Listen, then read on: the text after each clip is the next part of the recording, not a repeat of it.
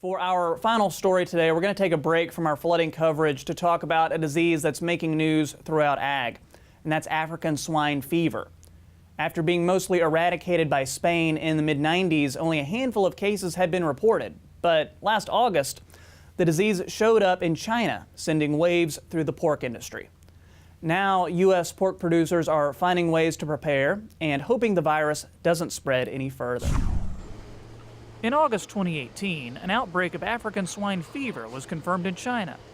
Since then, the disease has also affected parts of Russia, Eastern Europe, and Vietnam. Even though the disease hasn't made it to farms in the U.S., producers are keeping a close watch on how their operations could suffer. The reason why we feel that it's why it could really be detrimental to U.S.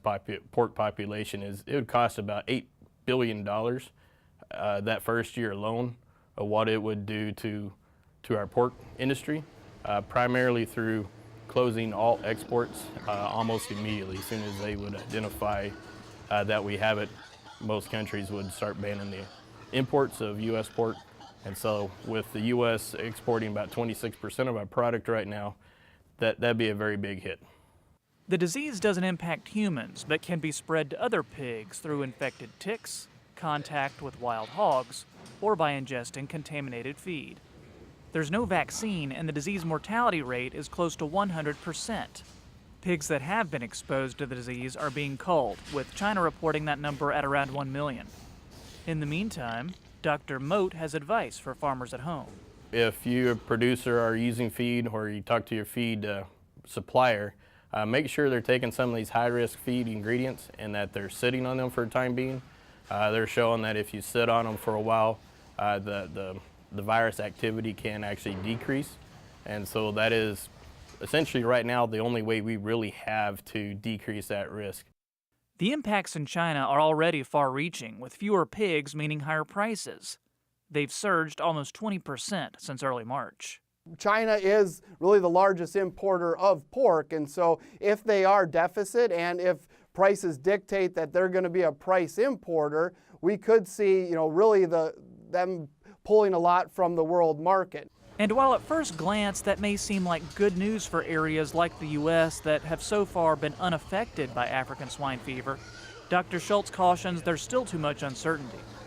I don't think it's good to look at it as it could benefit the market, even if it does ramp up our pork exports, because this is a tremendous issue for not only China, but really the world pork market, because it is a demand impacting disease, and so borders closed, that impacts continuity of business.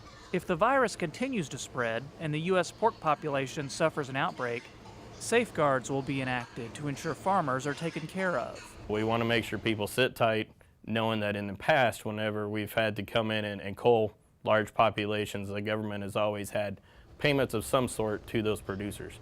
So we really want to reiterate that if there is some sort of an outbreak occurring, we want everybody to sit tight, talk with your vets, have them talk with the state vets. We don't want to spread this disease because if we do get it, we want to be able to control it really quick and try to get a handle on it so we have a very quick chance to eradicate it, because after it ships and we move animals around, then it's very hard. Pork producers can also visit securepork.org for more information. That site will tell you how to go about setting up a biosecurity plan in case an outbreak does occur. And Dr. Moat says getting a plan in place now would put you ahead of the game.